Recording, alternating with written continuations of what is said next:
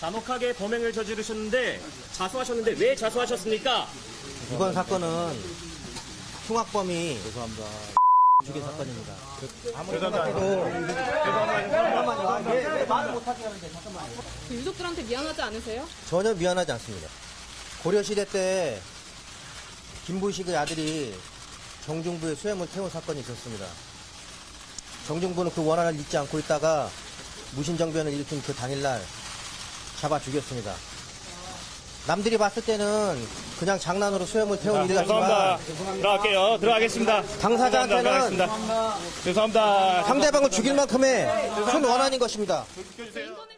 엉뚱한 얘기를 계속하니까 경찰이 제지를 하면서 끌고 갔습니다. 이게 오늘 이름하고 얼굴이 처음으로 공개가 된 거죠. 예, 장대호 이번에 한강 훼손 시신 피의자 예. 이 장대호의 얼굴하고 이름이 공개가 됐고 그동안 이제 이 공개가 되면서도 취지 자체가 글자 그대로 얼굴 공개하는 취지잖아요. 예. 그런데 별다른 어떤 물리적인 이 어떤 그 제약이 없으니까 옆에 경찰이 잡고 있으면 고개를 푹 숙여가지고 스스로 얼굴을 감추는 경우가 기존에 있었고 대표적으로 고유정이 그랬고 그래서 오늘 혹시 또 이렇게 얼굴을 푹 숙이면서 그럴까 싶었는데 예. 아주 당당하게 얼굴을 딱 세우고 예. 오늘 이제 경찰 그 조사에 출석을 하면서 본인이 막 기자들 질문에 대답을 하려고 적극적으로 예. 당당하다는 듯이 이게 그 옆에 경찰이 잡아 끄니까 왜 나를 뭐 이제 말을 못하게 막느냐 나 좀 할 말 있다 막 이런 식으로 하면서 말을 한 것이 이번 사건은 나쁜 사람이 나쁜 사람을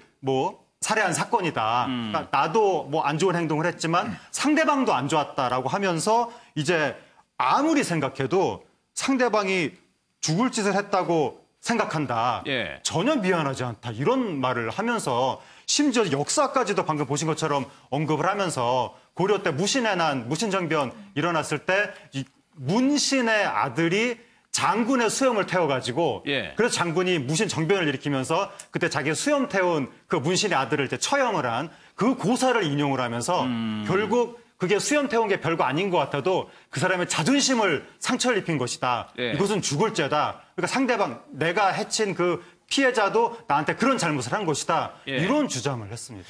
참 이런 거를 어디까지 저희가 일부 내용을 좀 잘라내긴 했습니다만 어디까지 공개해야 될지 의문이 들 정도인데 이게 참 이런 현상이요. 자기가 자수했어요. 그런데 반성의 여지는 전혀 없이 오히려 자기가 잘했다는 식으로 얘기를 하는 현상이 나타나요. 그러니까 참 황당하고 또 당혹스럽습니다. 사실 저런 어떤 살인범 같은 경우는 그래도 살인 이후에 예. 반성하는 빛이라도 사실 보여왔었거든요. 고개도 숙이고 뭐 그렇죠. 자기를 드러내지 않도록 했었는데 이번에 지금 장대호 같은 경우 보면 뻔뻔스럽게 사실은 고개도 다 들추고 또 자기가 또 다음에 태어나 똑같은 일을 하겠다라고 이야기를 하고 있어요. 그리고 또 이게 서울경찰청이라는 큰 경찰서에 가서 본인이 자수하려고 했던 것이나 예. 이런 행태들을 보면 이거는 뭔가 어떤 은둔 영이긴 하지만 굉장히 자기 세계에 몰입되어 있는 그런 범죄자 같은 느낌을 듭니다.